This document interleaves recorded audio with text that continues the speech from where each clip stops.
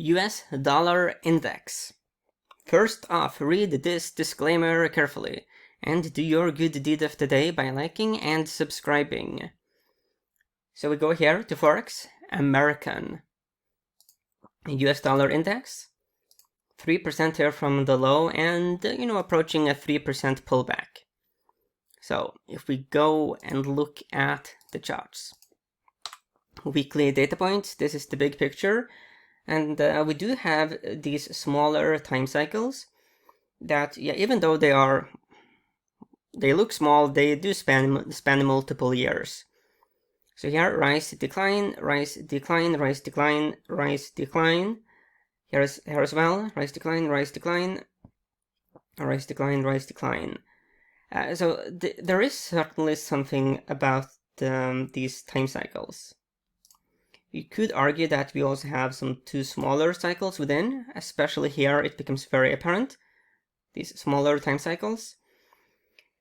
Okay, so the interesting thing about the current situation is that we are part of this major time cycle that goes here and peaks around September 2022.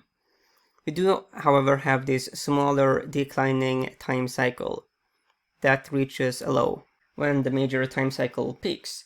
The thing about the time cycle is that the biggest time cycle has the strongest gravitational pull. So you could certainly make the case that the expectation here is some bullish action in the dollar. Okay, if we quickly go here to the daily data points, we have seen some rallies, but they have been followed by pullbacks. So there is a bit of a battle here between the bulls and the bears, even though in this bigger picture we could make a rather decent bullish thesis. So yeah, there certainly are bears out there, because the expectation here is that the major rising phase would just create something like this or this, where you have a very strong rally, but that hasn't happened yet. And so that is definitively something we want to keep our eye on. So let's look here at the other indicators. So go here to the weekly data points. So on the MACD, there is the risk of a sell signal here. If you look here, we did get a momentary sell signal, but the MACD, it works best when you have these more slow motion trend changes. Given that we have seen these sharp moves in the dollar index, the MACD can be messy. But there certainly are people looking at the MACD, so it's a good idea to sort of be aware of what's happening with that one as well. If you look here at the RSI, PPO, 20-week, 50-week, 100, 200-week, we have been higher here in the past. As a matter of fact, if we go back here, and now we go back decades, during prior rallies we have been significantly higher, so you could argue that there's more fuel left here in this move.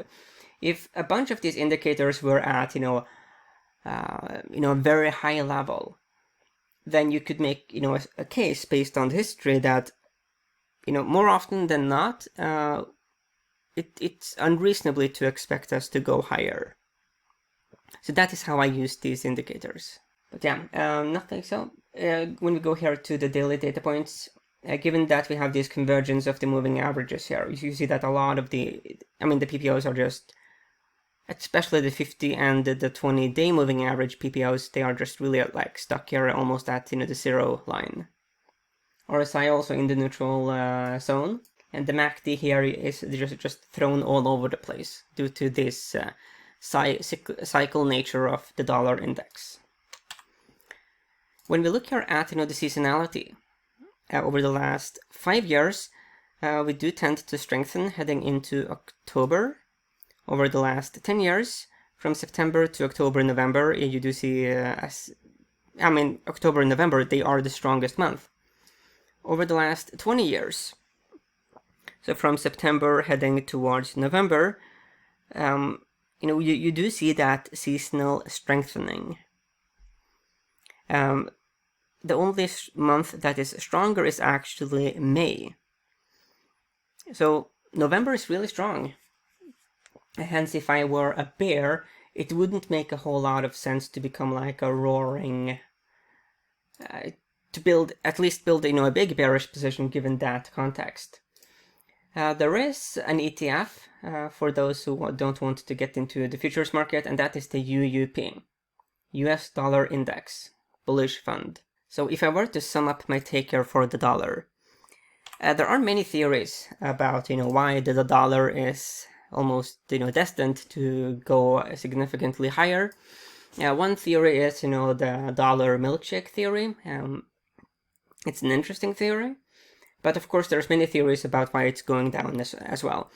The key thing about the forex market is that it's all about relative strength.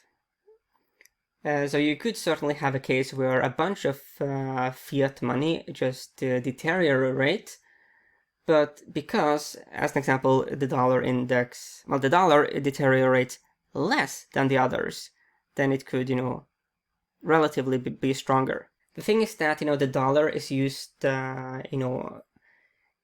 in so many areas in the global financial market.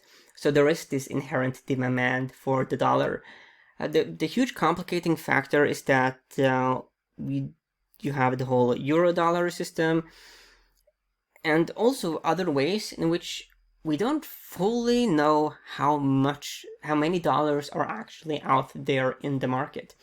So there is a lot of mystery about that aspect. The key thing to just be aware of is that behind the dollar is, the biggest military empire. And, that military has been very active in different places around the globe. So those people who think that, Bitcoin is just going to just smoothly replace or even abruptly replace the dollar, I think that's extremely naive. That doesn't take into account, the power politics behind the money. And that is something that is very, very important to be knowledgeable about. But yeah, my primary thesis here is for the dollar is bullish based on the current data we have.